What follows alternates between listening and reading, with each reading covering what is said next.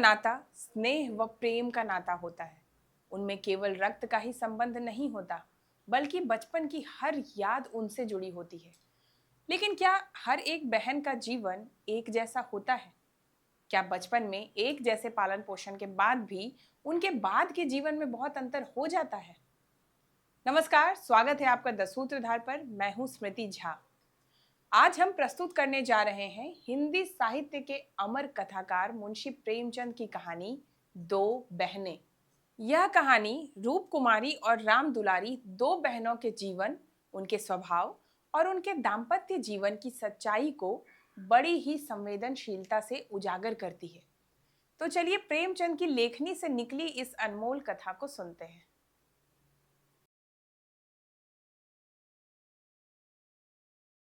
दोनों बहनें 2 साल के बाद एक तीसरे नातेदार के घर मिली और खूब रो धोकर खुश हुईं तो बड़ी बहन रूप कुमारी ने देखा कि छोटी बहन राम दुलारी सिर से पांव तक गहनों से लदी हुई है। कुछ उसका रंग खुल गया है, स्वभाव में कुछ गरिमा आ गई है और बातचीत करने में ज़्यादा चतुर हो गई है। कीमती बनारसी साड़ी और बेलदार उन्नावी मखमल के जंपर ने उसके रूप को और भी चमका दिया। वही राम दुलारी लड़कपन में सिर के बाल खोले फूहड़ सी इधर उधर खेला करती थी। अंतिम बार रूप कुमारी ने उसे उसके विवाह में देखा था, 2 साल पहले। तब भी उसकी शक्ल सूरत में कुछ ज़्यादा अंतर न हुआ था।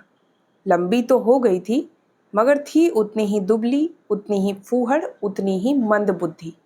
ज़रा ज़रा सी बात पर रूठने वाली, मगर आज तो कुछ हालात ही और थी, जैसे कली खिल गई हो। और यह रूप इसने छिपा कहाँ रखा था? नहीं, आँखों को धोखा हो रहा है। यह रूप नहीं, केवल आँखों को लुभाने की शक्ति है। रेशम और मखमल और सोने के बल पर वह रूप रेखा थोड़े ही बदल जाएगी, फिर भी आँखों में समाई जाती है। 50 स्त्रियां जमा हैं, मगर यह आकर्षण, यह जादू और किसी में नहीं। कहीं आईना मिलता तो वह ज़रा अपनी सूरत भी देखती। घर से चलते समय उसने आईना देखा था। अपने रूप को चमकाने के लिए जितना सान चढ़ा सकती थी, उससे कुछ अधिक ही चढ़ाया था। लेकिन अब वह सूरत जैसे स्मृति से मिट गई है।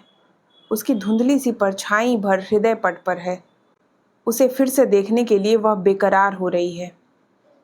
अब वह तुलनात्मक दृष्टि से देखेगी। राम दुलारी में यह आकर्षण कहाँ से आया, इस रहस्य का पता लगाएगी। यूँ उसके पास मेकअप की सामग्रियों के साथ छोटा सा आईना भी है, लेकिन भीड़ भाड़ में वह आईना देखने या बनाव श्रृंगार की आदी नहीं है। ये औरतें दिल में ना जाने क्या समझे, मगर यहाँ कोई आईना तो होगा ही। ड्राइंग रूम में जरूर ही होगा। वह उठकर ड्राइंग रूम में गई और कदे आदम शीशे में अपनी सूरत देखी। वहाँ इस वक्त और कोई न था। मर्द बाहर सहन में थे, औरतें गाने बजाने में लगी हुई थी। उसने आलोचनात्मक दृष्टि से एक एक अंग को, अंगों के एक एक विन्यास को देखा।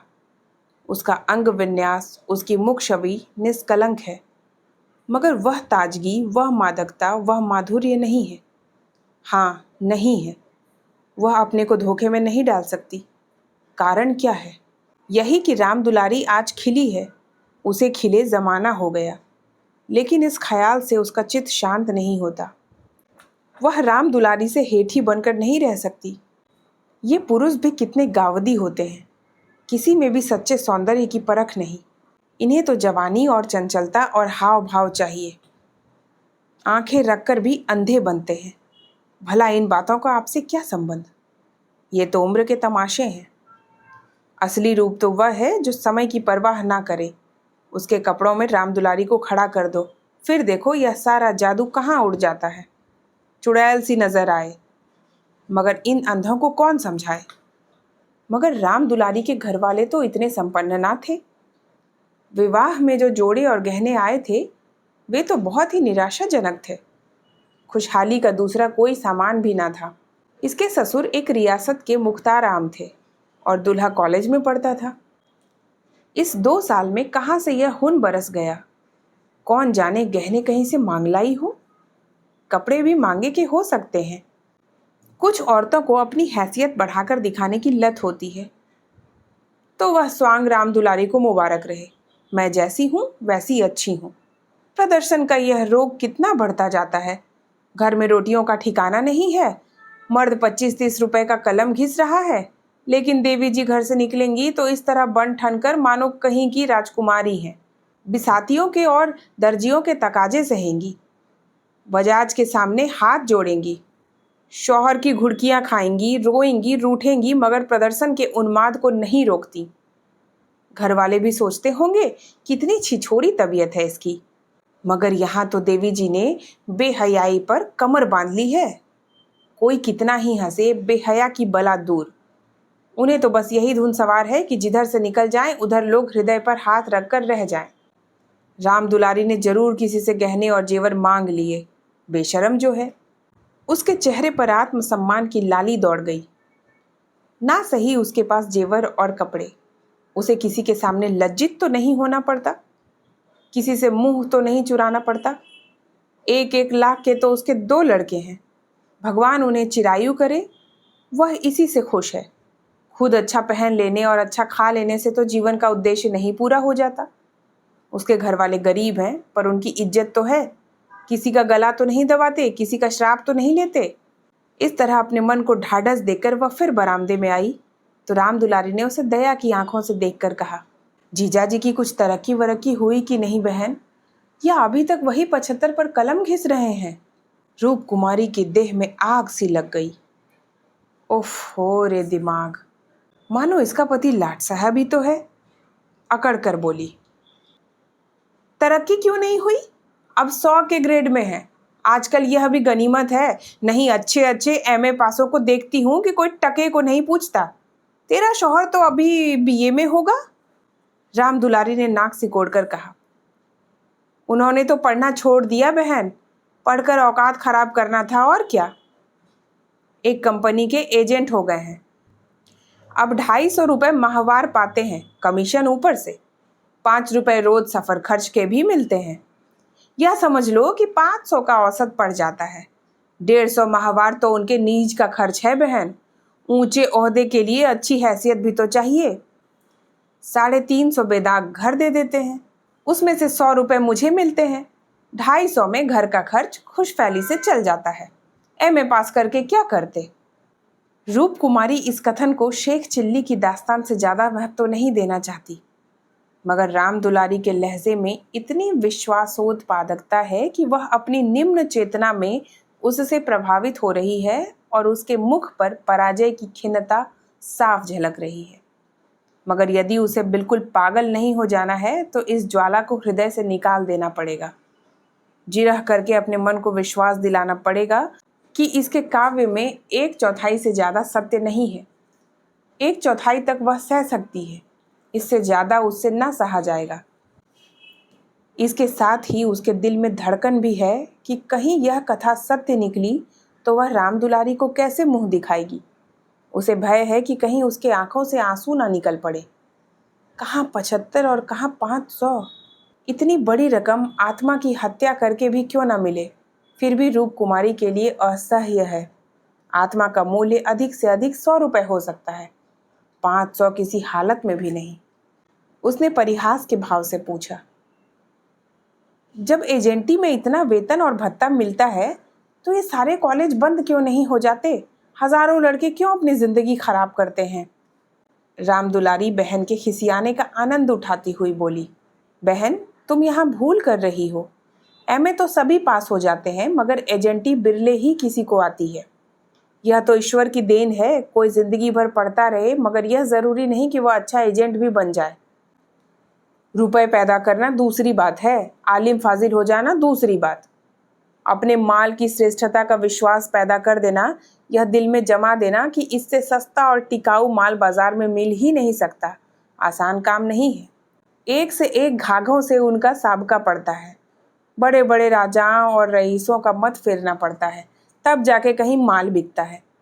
मामूली आदमी तो राजाओं और नवाबों के सामने जा ही ना सके, पहुंच ही ना हो, और किसी तरह पहुंच भी जाए तो जवान ना खुले। पहले पहले तो इन्हें भी झिझक हुई थी, मगर अब तो इस सागर के मगर हैं। अगले साल तरक्की होने वाली है। रूप कुमारी की धमनियों में रक्त की गति जैसे बंद हुई जा रही है। निर्दयी आकाश गिर क्यों नहीं पड़ता? पाषाण हृदया धरती फट क्यों नहीं जाती? यह कहाँ का न्याय है कि रूप कुमारी जो रूपवती है, तमीज़दार है, सुधड़ है, पति पर जान देती है, बच्चों को प्राणों से ज़्यादा चाहती है, थोड़े में गृहस्थी को इतने अच्छे ढंग से चलाती है, उसकी तो यह दुर्गति और यह घमंडीन बदतमीज विलासिनी चंचल मुंहफट छोकरी जो अभी तक सिर खुले घुमा करती थी, रानी बन जाए। मगर उसे अब भी कुछ आशा बाकी थी। शायद आगे चलकर उसके चित्त की शांति का कोई मार्ग निकल आए। उसी परिहास के स्वर में बोली, तब तो शायद 1000 मिलने लगे। 1000 तो नहीं, पर 600 में संदेह नहीं। कोई आंखों का अंधा मालिक फंस गया होगा। व्यापारी आंखों के अंधे नहीं होते दीदी, उनकी आंखें हमारी तुम्हारी आंखों से कहीं तेज होती हैं। जब तुम उन्हें 6000 कमा कर दो तब कहीं 600 मिले। जो सारी दुनिया को चराए उसे कौन बेवकूफ बनाएगा? परिहास से काम ना चलते देखकर रूप कुमारी ने अपमान का अस्त्र निकाला। मैं तो इसे कोई बहुत अच्छा पेशा नहीं समझती। सारे दिन झूठ के तुमार बांधो, यह तो ठग विद्या है। रामदुलारी जोर से हंसी। बहन पर उसने पूरी विजय पाई थी। इस तरह तो जितने वकील बैरिस्टर हैं सभी ठग विद्या करते हैं। अपने मुवक्किल के फायदे के लिए उन्हें क्या नहीं करना पड़ता। झूठी शहादतें तक बनानी पड़ती हैं। मगर उन्हीं वकीलों और बैरिस्टरों को हम अपना लीडर कहते हैं। उन्हें अपनी कौमी सभाओं का प्रधान बनाते हैं, उनकी गाड़ियां खींचते हैं, उन पर फूलों और अशर्फियों की वर्षा करते हैं, उनके नाम से सड़कें, प्रतिमाएं और संस्थाएं बनाते हैं। आजकल दुनिया पैसा देखती है। आजकल ही क्यों, हमेशा से धन की यही महिमा रही है। पैसे कैसे आए यह कोई नहीं देखता। जो पैसा वाला है उसी की पूजा होती है। जो अभागे हैं, अयोग्य हैं या भीरू हैं, वे आत्मा और सदाचार की दुहाई देकर अपने आंसू पोंछते हैं। नहीं, आत्मा और सदाचार को कौन पूछता है? रूप कुमारी खामोश हो गई। अब उसे यह सत्य उसकी सारी वेदनाओं के साथ स्वीकार करना पड़ेगा कि राम दुलारी उससे ज़्यादा भाग्यवान है। इससे अब त्राण नहीं। परिहास या अनादर से वह अपनी तंग दिली का प्रमाण देने के सिवा और क्या पाएगी? उसे किसी बहाने से रामदुलारी के घर जाकर असलियत की छानबीन करनी पड़ेगी। अगर रामदुलारी वास्तव में लक्ष्मी का वरदान पा गई है तो रूप कुमारी अपनी किस्मत ठोंक कर बैठ रहेगी। समझ लेगी कि दुनिया में कहीं न्याय नहीं है, कहीं ईमानदारी की पूंछ नहीं है। मगर क्या सचमुच उसे यह विचार से संतोष होगा? यहाँ कौन ईमानदार है? वही जिसे बेईमानी करने का अवसर नहीं है और ना इतनी बुद्धि या मनोबल है कि वह अवसर पैदा कर ले। उसके पति 75 पाते हैं, पर क्या 10-20 रुपए और ऊपर से मिल जाए तो वह खुश होकर ना ले लेंगे? उनकी ईमानदारी और सत्यवादिता उसी समय तक है जब तक अवसर नहीं मिलता। जिस दिन मौका मिला सारी सत्यवादिता धरी रह जाएगी। और क्या रूप कुमारी में इतना नैतिक बल है कि वह अपने पति को हराम का माल हजम करने से रोक दे? रोकना तो दूर की बात है, वह प्रसन्न होगी। शायद पतिदेव की पीठ ठोकेंगी। अभी उनके दफ्तर से आने के समय वह मन मारे बैठी रहती है। तब वह द्वार पर खड़ी होकर उनकी बाट जोहेगी और जो ही वह घर में आएंगे उनकी जेबों की तलाशी लेगी। आंगन में गाना बजाना हो रहा था। रामदुलारी उमंग के साथ गा रही थी और रूप कुमारी वहीं बरामदे में उदास बैठी हुई थी। ना जाने क्यों उसके सिर में दर्द होने लगा था। कोई गाए कोई नाचे, उससे प्रयोजन नहीं। वह तो अभागिन है, रोने के लिए पैदा की गई है। 9 बजे रात को मेहमान रुखसत होने लगे। रूप कुमारी भी उठी। इक्का मंगवाने जा रही थी कि रामदुलारी ने कहा, इक्का मंगाकर क्या करोगी बहन? मुझे लेने के लिए कार आती होगी। चलो 2-4 दिन मेरे यहाँ रहो, फिर चली जाना। मैं जीजाजी को कहला भेजूंगी, तुम्हारा इंतजार ना करें। रूप कुमारी का यह अंतिम अस्त्र भी बेकार हो गया। रामदुलारी के घर जाकर हालचाल की टोह लेने की इच्छा गायब हो गई। अब वह अपने घर जाएगी और मुंह ढांपकर पड़ी रहेगी। इन फटेहालों में क्यों किसी के घर जाए? बोली, नहीं अभी तो मुझे फुर्सत नहीं है, बच्चे घबरा रहे होंगे, फिर कभी आऊंगी। क्या रात भर भी न ठहरोगी? नहीं। अच्छा बताओ कब आओगी? मैं सवारी भेज दूंगी। मैं खुद कहला भेजूंगी। तुम्हें याद ना रहेगी, साल भर हो गया, भूल कर भी याद ना किया। मैं ऐसी इंतजार में थी कि दीदी बुलावे तो चलूं। एक ही शहर में रहते हैं, फिर भी इतनी दूर कि साल भर गुजर जाए और मुलाकात तक ना हो। रूप कुमारी इसके सिवा और क्या कहे कि घर में कामों से छुट्टी नहीं मिलती। कई बार उसने इरादा किया कि दुलारी को बुलाए, मगर अवसर ही न मिला। सहसा राम दुलारी के पति मिस्टर गुरुसेवक ने आकर बड़ी साली को सलाम किया।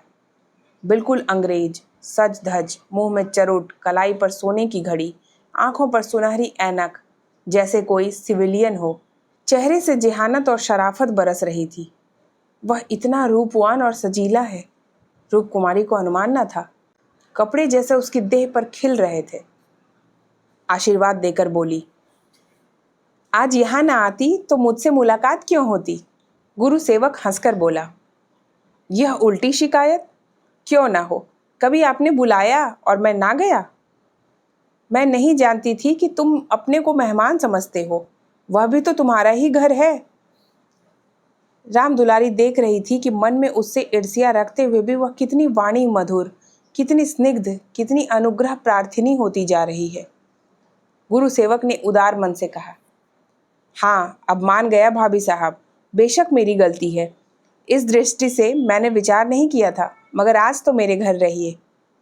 नहीं, आज बिल्कुल अवकाश नहीं है, फिर कभी आऊंगी, लड़के घबरा रहे होंगे। राम दुलारी बोली, मैं कितना कह के हार गई, मानती ही नहीं। दोनों बहनें कार की पिछली सीट पर बैठी। गुरु सेवक ड्राइव करता हुआ चला। जरा देर में उसका मकान आ गया। राम दुलारी ने फिर बहन से उतरने के लिए आग्रह किया, पर वह ना मानी। लड़के घबरा रहे होंगे। आखिर राम दुलारी उससे गले मिलकर अंदर चली गई। गुरु सेवक ने कार बढ़ाई। रूप कुमारी ने उड़ती हुई निगाह से राम दुलारी का मकान देखा और वह ठोस सत्य एक शलाका की भांति उसके कलेजे में चुभ गया। कुछ दूर चलकर गुरु सेवक बोला, भाभी, मैंने तो अपने लिए अच्छा रास्ता निकाल लिया। अगर 2-4 साल इसी तरह काम चलता रहा तो आदमी बन जाऊंगा। रूप कुमारी ने सहानुभूति के साथ कहा, राम दुलारी ने मुझसे बताया था, भगवान करे जहां रहो खुश रहो, मगर जरा हाथ पैर संभाल के रहना। मैं मालिक की आंख बचाकर एक पैसा भी लेना पाप समझता हूँ भाभी। दौलत का मज़ा तो तभी है कि ईमान सलामत रहे। ईमान खोकर पैसे मिले तो क्या? मैं ऐसी दौलत को त्याज्य समझता हूँ, और आंख किसकी बचाऊं? सब सियाह सफ़ेद तो मेरे हाथ में है। मालिक तो रहा नहीं, केवल उसकी बेवा है। उसने सब कुछ मेरे हाथ में छोड़ रखा है। मैंने उसका कारोबार संभाल ना लिया होता तो सब कुछ चौपट हो जाता। मेरे सामने तो मालिक सिर्फ 3 महीना जिंदा रहे, मगर आदमी को परखना खूब जानते थे। मुझे 100 रुपये पर रखा और 1 महीने में 200 कर दिया। आप लोगों की दुआ से पहले ही महीने में मैंने 12,000 का काम किया। क्या काम करना पड़ता है? रूप कुमारी ने बिना किसी उद्देश्य से पूछा। वही मशीनों की एजेंटी, तरह तरह की मशीनें मंगाना और बेचना, ठंडा जवाब था। रूप कुमारी का मनहूस घर आ गया। द्वार पर एक लालटेन टिमटिमा रही थी। उसके पति उमानाथ द्वार पर टहल रहे थे, मगर रूप कुमारी ने गुरुसेवक से उतरने के लिए आग्रह नहीं किया। एक बार शिष्टाचार के नाते कहा जरूर, पर जोर नहीं दिया, और उमानाथ तो गुरुसेवक से मुखातिब भी ना हुए। रूप कुमारी को वह घर अब कब्रिस्तान सा लग रहा था, जैसे फूटा हुआ भाग्य हो। ना कहीं फर्श, ना फर्नीचर, ना गमले। 2-4 टूटी टाटी तिपाइयाँ, एक लंगड़ी मेज, 4-5 पुरानी धुरानी खाटें, यही उस घर की बिसात थी। आज सुबह वह रूप कुमारी इसी घर में खुश थी, लेकिन अब यह घर उसे काटे खा रहा है। लड़के अम्मा अम्मा करके दौड़े, मगर उसने दोनों को झिड़क दिया। उसके सिर में दर्द है, वह किसी से ना बोलेगी, कोई उसे ना छेड़े। अभी घर में खाना नहीं पका, पकाता कौन? लड़कों ने तो दूध पी लिया है, किंतु उमानाथ ने कुछ नहीं खाया। इसी इंतजार में थे कि रूप कुमारी आए तो पकाए, पर रूप कुमारी के सिर में दर्द है, मजबूर होकर बाजार से पूरियां लानी पड़ेंगी। रूप कुमारी ने तिरस्कार के स्वर में कहा, तुम अब तक मेरा इंतजार क्यों करते रहे? मैंने तो खाना पकाने की नौकरी नहीं लिखाई है, और जो रात को वहीं रह जाती। आखिर तुम कोई महाराजिन क्यों नहीं रख लेते? क्या जिंदगी भर मुझी को पीसते रहोगे? उमानाथ ने उसकी तरफ आहत विस्मय की आंखों से देखा। उसके बिगड़ने का कोई कारण उनकी समझ में ना आया। रूप कुमारी से उन्होंने हमेशा निरापद सहयोग पाया है। निरापद ही नहीं, सहानुभूतिपूर्ण भी। उन्होंने कई बार उसने महाराजिन रख लेने का प्रस्ताव खुद किया था, पर उसने बराबर यही जवाब दिया कि आखिर मैं बैठे बैठे क्या करूंगी, 4-5 रुपए का खर्च बढ़ाने से क्या फायदा, यह पैसे तो बच्चों के मक्खन में खर्च होते हैं। और आज वह इतनी निर्ममता से उलाहना दे रही है जैसे गुस्से में भरी हो। अपनी सफाई देते हुए बोले, महाराजिन रखने के लिए तो मैंने खुद तुमसे कई बार कहा, तो लाकर रख क्यों ना दिया, मैं उसे निकाल देती तो कहते। हाँ, यह गलती हुई, तुमने कभी सच्चे दिल से नहीं कहा। रूप कुमारी ने और भी प्रचंड होकर कहा, तुमने केवल मेरा मन लेने के लिए कहा। मैं ऐसी भोली नहीं हूं कि तुम्हारे मन का रहस्य ना समझो। तुम्हारे दिल में कभी मेरे आराम का विचार आया ही नहीं। तुम तो खुश थे कि अच्छी लौंडी मिल गई है, एक रोटी खाती है और चुपचाप पड़ी रहती है महज खाने और कपड़े पर, यह भी जब घर की ज़रूरतों से बचे। 75 रुपल्लियाँ लाकर मेरे हाथ पर रख देते हो और सारी दुनिया का खर्च। मेरा दिल ही जानता है मुझे कितनी बार कतर वियोत करनी पड़ती है, क्या पहनूं और क्या ओढ़ूं। तुम्हारे साथ जिंदगी खराब हो गई। संसार में ऐसे मर्द भी हैं जो स्त्री के लिए आसमान के तारे तोड़ लाते हैं। गुरु सेवक ही को देखो, दूर क्यों जाओ, तुमसे कम पढ़ा है, उम्र में तुमसे कहीं कम है, मगर 500 का महीना लाता है और राम दुलारी रानी बनी बैठी रहती है। तुम्हारे लिए यही 75 बहुत है, रांड मांड में ही मगन। तुम नाहक मर्द हुए, तुम्हें तो औरत होना चाहिए था। औरतों के दिल में कैसे कैसे अरमान होते हैं, मगर मैं तो तुम्हारे लिए घर की मुर्गी बासी साग हूं। तुम्हें तो कोई तकलीफ होती नहीं, तुम्हें तो कपड़े भी अच्छे चाहिए, खाना भी अच्छा चाहिए, क्योंकि पुरुष हो, बाहर से कमा कर लाते हो। मैं चाहे जैसे रहूं तुम्हारी बला से। वाग बाणों का यह सिलसिला कई मिनट तक जारी रहा और उमानाथ चुपचाप सुनते रहे। अपनी जान में उन्होंने रूप कुमारी को शिकायत का कभी मौका नहीं दिया। उनका वेतन कम है, यह सत्य है, पर यह उनके बस की बात तो नहीं। वह दिल लगाकर अपना काम करते हैं, अफसरों को खुश रखने की सदैव चेष्टा करते हैं। इसी साल बड़े बाबू को छोटे सुपुत्र के 6 महीने तक बिना नागा पढ़ाया, इसलिए तो कि वह प्रसन्न रहें। अब वह और क्या करे। रूप कुमारी की खफगी का रहस्य वह समझ गए। अगर गुरु सेवक वास्तव में 500 रुपये लाता है तो बेशक वह भाग्य का बली है, लेकिन दूसरों की ऊंची पैसानी देखकर अपना माथा तो नहीं फोड़ा जाता। किसी संयोग से उसे यह अवसर मिल गया, मगर हर एक को तो ऐसा अवसर नहीं मिलता। वह इसका पता लगाएंगे कि सचमुच उसे 500 ही मिलते हैं या महज डींग है। और मान लिया कि 500 मिलते हैं, तो क्या इससे रूप कुमारी को यह हक है कि वह उनको ताना दे और उन्हें जलीकटी सुनाए? अगर इसी तरह वह भी रूप कुमारी से ज्यादा रूपवती और सुशीला रमणी को देखकर रूप कुमारी को कोसना शुरू करे तो कैसा हो? रूप कुमारी सुंदरी है, मृदुभाषिणी है, त्यागमयी है, लेकिन उससे बढ़कर सुंदरी, मृदुभाषिणी, त्यागमयी देवियों से दुनिया खाली नहीं है। तो क्या इस कारण वह रूप कुमारी का अनादर करे? एक समय था जब उनकी नजरों में रूप कुमारी से ज्यादा रूपवती रमणी संसार में ना थी, लेकिन वह उन्माद कब का शांत हो गया। भावुकता के संसार से वास्तविक जीवन में आए उन्हें एक युग बीत गया। अब तो विवाहित जीवन का उन्हें काफी अनुभव हो गया है। एक को दूसरे के गुण दोष मालूम हो गए हैं। अब तो संतोष ही में उनका जीवन सुखी रह सकता है। मगर रूप कुमारी समझदार होकर भी इतनी छोटी सी बात नहीं समझती। फिर भी उन्हें रूप कुमारी से सहानुभूति ही हुई। वह उदार प्रकृति के आदमी थे और कल्पनाशील भी। उसकी कटु बातों का कुछ जवाब ना दिया, शरबत की तरह पी गए। अपनी बहन के ठाठ देखकर एक क्षण के लिए रूप कुमारी के मन में ऐसे निराशाजनक, अन्यायपूर्ण, दुखद भावों का उठना बिल्कुल स्वाभाविक है। रूप कुमारी कोई सन्यासिनी नहीं, विरागिनी नहीं कि हर एक दशा में अविचलित रहे। इस तरह अपने मन को समझाकर उमानाथ ने गुरु सेवक के विषय में तहकीकात करने का संकल्प लिया। 1 सप्ताह तक रूप कुमारी मानसिक अशांति की दशा में रही। बात बात पर झुंझलाती, लड़कों को डांटती, पति को कोसती, अपने नसीबों को रोती। घर का काम तो करना ही पड़ता था, लेकिन अब इस काम में उसे आनंद ना आता था। बेगार सी टालती थी। घर की जिन पुरानी धुरानी चीज़ों से उसका आत्मीय संबंध सा हो गया था, जिनकी सफाई और सजावट में वह व्यस्त रहा करती थी, उनकी तरफ अब आंख उठाकर भी ना देखती। घर में एक ही खिदमतगार था। उसने जब देखा कि बहू जी घर की तरफ से खुद ही लापरवाह हैं, तो उसे क्या गरज थी कि सफाई करता। जो चीज़ जहाँ पड़ी थी वहीं पड़ी रहती, कौन उठाकर ठिकाने से रखे। बच्चे माँ से बोलते डरते थे और उमानाथ तो उसके साये से भागते थे। जो कुछ सामने थाली में आ जाता उसे पेट में डाल लेते और दफ्तर चले जाते। दफ्तर से लौटकर दोनों बच्चों को साथ ले लेते और कहीं घूमने निकल जाते। रूप कुमारी से कुछ कहना बारूद में दिया सलाई लगाना था। हाँ, उनकी यह तहकीकात जारी थी। एक दिन उमानाथ दफ्तर से लौटे तो उनके साथ गुरु सेवक भी थे। रूप कुमारी ने आज कई दिनों के बाद परिस्थिति से सहयोग कर लिया था और इस वक्त झाड़न लिए कुर्सियां और तिपाइयां साफ कर रही थी कि गुरु सेवक ने अंदर पहुंचकर सलाम किया। रूप कुमारी दिल में कट गई।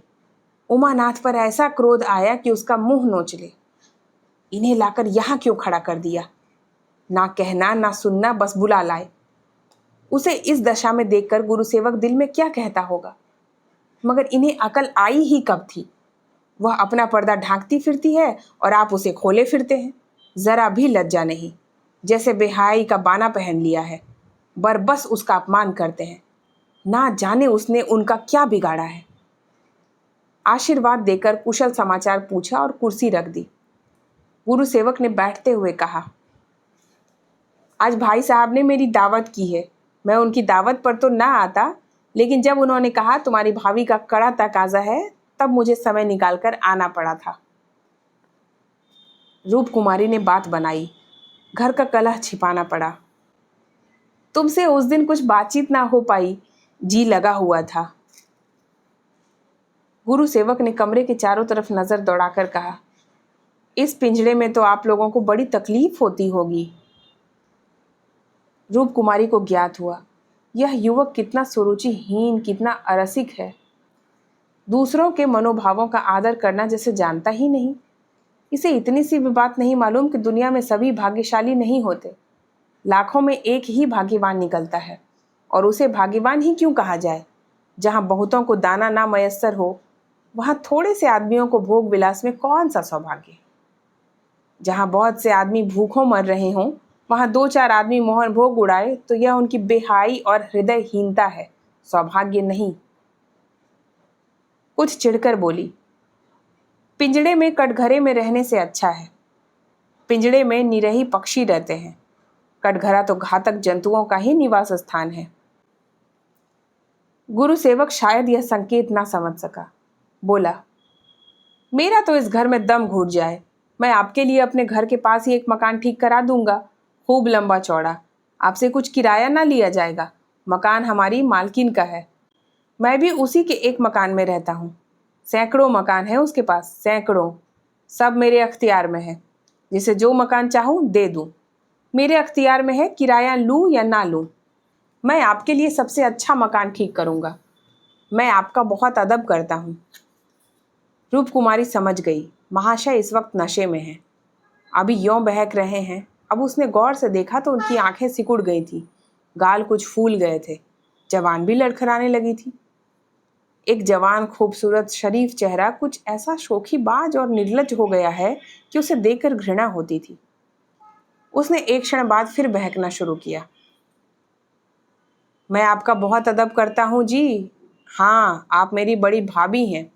आपके लिए मेरी जान हाजिर है। आपके लिए एक मकान नहीं 100 मकान तैयार है। मैं मिसेज लोहिया का मुख्तार हूँ। सब कुछ मेरे हाथ में है, सब कुछ। मैं जो कुछ कहता हूँ वह आंखें बंद करके मंजूर कर लेती हैं। मुझे अपना बेटा समझती है। मैं उसकी सारी जायदाद का मालिक हूँ। मिस्टर लोहिया ने मुझे 20 रुपए पर रखा था, 20 पर। वह बड़ा मालदार था, मगर किसी को नहीं मालूम उनकी दौलत कहाँ से आती थी। किसी को नहीं मालूम, मेरे सिवा कोई नहीं जानता। वह खुफिया फरोश था, किसी से कहना नहीं। वह चोरी से कोकीन बेचता था। लाखों की आमदनी थी उसकी। अब वही व्यापार मैं करता हूँ। हर शहर में हमारे खुफिया एजेंट हैं। मिस्टर लोहिया ने मुझे इस फन में उस्ताद बना दिया है। जी हाँ, मजाल नहीं कि कोई मुझे गिरफ्तार कर ले। बड़े बड़े अफसरों से मेरा याराना है। उनके मुंह में नोटों के पुलिंदे ठूस ठूस कर उनकी आवाज़ बंद कर देता हूँ। कोई चू नहीं कर सकता। दिन दहाड़े बेचता हूँ। हिसाब में लिखता हूँ 1000 रिश्वत दी, देता हूँ 500। बाकी यारों का है। बेधड़क रुपए आते हैं और बेधड़क खर्च करता हूँ। बुढ़िया को तो राम नाम से मतलब है, 70 चूहे खा के अब हज करने चली है। कोई मेरा हाथ पकड़ने वाला नहीं, कोई बोलने वाला नहीं। जेब से नोटों का एक बंडल निकालकर, यह आपके चरणों की भेंट है। मुझे दुआ दीजिए कि इसी शान से जिंदगी कट जाए। जो आत्मा और सदाचार के उपासक हैं, उन्हें कुबेर लाते मारते हैं। लक्ष्मी उनको पकड़ती है जो उसके लिए अपना दीन और ईमान सब कुछ छोड़ने को तैयार है। मुझे बुरा ना कहिए, मैं कौन मालदार हूँ। जितने धनी हैं वे सब के सब लुटेरे हैं, पक्के लुटेरे, डाकू। कल मेरे पास रुपए हो जाएं और मैं एक धर्मशाला बनवा दूं, फिर देखिए मेरी कितनी वाह वाह होती है। कौन पूछता है मुझे दौलत कहाँ से मिली। जिस महात्मा को कहिए बुलाकर उससे अपनी प्रशंसा करवा लूं। मिस्टर लोहिया को महात्माओं ने धर्म भूषण की उपाधि दी थी, इन स्वार्थी पेट के बंदरों ने। उस बुढ़े को जिससे बड़ा कुकर्मी संसार में ना होगा। यहाँ तो लूट है। एक वकील आधा घंटा बहस करके 500 मार लेता है। एक डॉक्टर जरा सा नस्तर लगाकर 1000 सीधा कर लेता है। एक जुआरी स्पेकुलेशन में एक एक दिन में लाखों का वारा न्यारा करता है। अगर उनकी आमदनी जायज़ है तो मेरी आमदनी भी जायज़ है। जी हाँ, जायज़ है। मेरी निगाह में बड़े से बड़े मालदार की भी कोई इज्जत नहीं। मैं जानता हूँ वह कितना बड़ा हथकंडेबाज है। यहाँ जो आदमी आंखों में धूल झोंक सके वही सफल है। गरीबों को लूट कर मालदार हो जाना समाज की पुरानी परिपाटी है। मैं भी वही करता हूँ जो दूसरे करते हैं। जीवन का उद्देश्य है ऐसा करना। खूब लूटूंगा, खूब ऐश करूंगा और बुढ़ापे में खूब खैरात करूंगा और एक दिन लीडर बन जाऊंगा। कहिए गिना दूं, यहाँ कितने लोग जुआ खेल खेल कर करोड़पति हो गए, कितने औरतों का बाजार लगाकर करोड़पति हो गए। सहसा उमानाथ ने आकर कहा, मिस्टर गुरुसेवक क्या कर रहे हो? चलो चाय पी लो, ठंडी हो रही है। गुरुसेवक ऐसा हड़बड़ा उठा मानो अपने सचेत रहने का प्रमाण देना चाहता हो, मगर पांव लड़खड़ाए और जमीन पर गिर पड़ा। फिर संभल कर उठा और झूमता घूमता ठोकरे खाता बाहर चला गया। रूप कुमारी ने आजादी की सांस ली। यहाँ बैठे बैठे उसे हौल दिल सा हो रहा था। कमरे की हवा जैसे कुछ भारी हो गई थी। जो प्रेरणाएं कई दिन से अच्छे अच्छे मनोहर रूप भरकर उसके मन में आ रही थी, आज उसे उनका असली विभत्स घिनावना रूप नजर आया। जिस त्यागी, सादगी और साधुता के वातावरण में अब तक उसकी जिंदगी गुजर रही थी, उसमें इस तरह के दांव पेच, छल कपट और पतित स्वार्थ का घुसना बिल्कुल ऐसा ही था जैसे किसी बाग में सांडों का एक झुंड घुस आए। इन दामों वह दुनिया की सारी दौलत और सारा ऐश खरीदने को भी तैयार ना हो सकती थी। नहीं, अब राम दुलारी के भाग्य से अपने भाग्य का बदला ना करेगी। वह अपने हाल में खुश है। राम दुलारी पर उसे दया आई, जो भोग विलास की धुन और अमीर कहलाने के मोह में अपनी आत्मा का सर्वनाश कर रही है। मगर वह बेचारी भी क्या करे, और गुरु सेवक का भी क्या दोष है। जिस समाज में दौलत पूजती है, जहां मनुष्य का मोल उसके बैंक अकाउंट और टीम टाम से आंका जाता है, जहां पग पग पर प्रलोभनों का जाल बिछा हुआ है और समाज की कुव्यवस्था आदमी में ईर्ष्या, द्वेष, अपहरण और नीचता के भावों को उकसाती और उभारती रहती है, गुरु सेवक और राम दुलारी उस जाल में फंस जाएं, उस प्रवाह में बह जाएं तो कोई अचरज नहीं। उसी वक्त उमानाथ ने आकर कहा, गुरु सेवक यहाँ बैठा बैठा क्या बहक रहा था? मैंने तो उसे विदा कर दिया।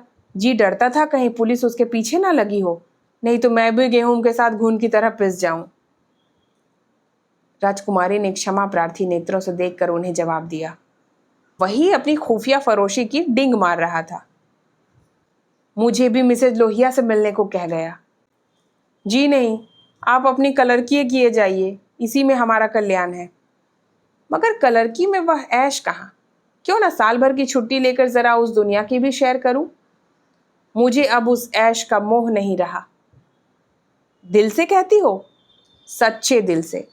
उमानाथ 1 मिनट तक चुप रहने के बाद फिर बोले, मैं आकर तुमसे यह वृतांत कहता तो तुम्हें विश्वास आता ही नहीं। सच कहना। कभी नहीं। मैं तो कल्पना ही नहीं कर सकती कि अपने स्वार्थ के लिए कोई आदमी दुनिया को विष खिला सकता है। मुझे सारा हाल पुलिस के सब इंस्पेक्टर से मालूम हो गया था। मैंने उसे खूब शराब पिला दी थी कि नशे में बहकेगा जरूर और सब कुछ खुद उगल देगा। ललचता तो तुम्हारा जी भी था। हाँ, ललचता तो था और अब भी ललच रहा है, मगर ऐश करने के लिए जिस हुनर की जरूरत है वह कहाँ से लाऊंगा? ईश्वर ना करे वह हुनर तुम में आए। मुझे तो उस बेचारे पर तरस आती है। मालूम नहीं खैरियत से घर पहुंच गया या नहीं। उसकी कार थी, कोई चिंता नहीं। रूप कुमारी एक क्षण जमीन की तरफ ताकती रही, फिर बोली, तो मुझे दुलारी के घर पहुंचा दो। अभी शायद मैं उसकी कुछ मदद कर सकूं। जिस बाग की वह सैर कर रही है उसके चारों तरफ निशाचर घात लगाए बैठे हैं। शायद मैं उसे बचा सकूं। उमानाथ ने देखा, उसकी छवि कितनी दया पुलकित हो उठी है। ईर्ष्या किसी को भी चैन से नहीं रहने देती, ना जिसे यह होती है और ना ही जिसे यह झेलनी पड़ती है।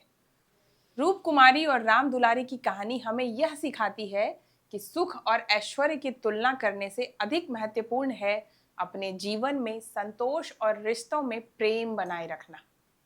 मुंशी प्रेमचंद ने इस कहानी के माध्यम से हमें यह दिखाया कि अगर हम दूसरों की समृद्धि देखकर दुखी होते रहेंगे तो अपने सुख का अनुभव कभी नहीं कर पाएंगे। द सूत्रधार पर हमारी यह प्रस्तुति आपको कैसी लगी हमें कमेंट करके जरूर बताएं। अगर आपको यह कहानी पसंद आई हो तो वीडियो को लाइक करें, चैनल को सब्सक्राइब करें और बेल आइकन दबाना ना भूलें ताकि आपको हमारे नए साहित्य प्रस्तुतियों की जानकारी मिलती रहे। फिर मिलेंगे एक और रोचक और विचार उत्तेजक कहानी के साथ। नमस्कार।